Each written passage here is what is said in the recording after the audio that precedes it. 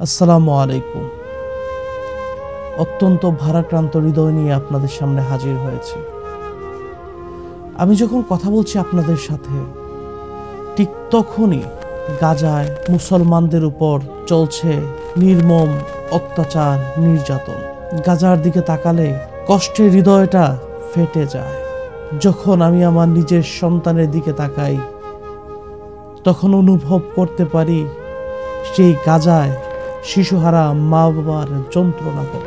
যখন আমি আমার মায়ের কথা স্মরণ করি, আর তখন অনুভব করি, উপলব্ধি করি সেই নিষ্পাপ শিশু যে মায়ের মমতা পায়নি, সে আজ মা হারিয়ে বসে আছে। তার কপালে কোনোদিন আর মাতৃ স্নেহ জুটবে না। যে শিশু মাতৃ স্নেহ বোঝার আগেই, ভালোবাসা বোঝার আগেই সে মাকে হারিয়ে বসে আছে, হয়তোবা কাফের জালিমের নির্মম নির্যাতনে সেও হয়ে যেতে পারে নিহত, রওনা দিতে পারে মায়ের কাছে জান্নাতে দেখা করার জন্য।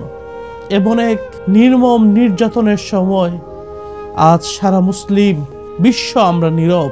প্রিয় ভাইয়েরা, আমাদের এই নীরবতা যেন কাল হাসরের দিন আল্লাহ পাক রব্বুল আলামিনের সামনে দাঁড়াতে লজ্জার কারণ না হয়। আসুন আমাদের প্রতিটা মোনাজাতে সেই নিষ্পাপ নির্যাতিত মুসলমান ভাইদের কথা স্মরণ করি। মহান আল্লাহর কাছে ফরিয়াদ জানাই, হে আল্লাহ, আমাদের সেই নিষ্পাপ নির্যাতিত ভাইদেরকে আপনি বিজয় দান করুন, আর কাফেরদের দুর্গ আপনি ভেঙে চুরমার করে দিন। আমাদের পবিত্র মাহে রমজানের প্রতিটা মোনাজাতে যেন আমরা আমাদের নির্যাতিত নিপীড়িত মুসলিম ভাইদের কথা না বলি। আওয়াজ তরুণ মুসলমান, সেভ গাজা, ফ্রি প্যালেস্টাইন। আসসালামু আলাইকুম।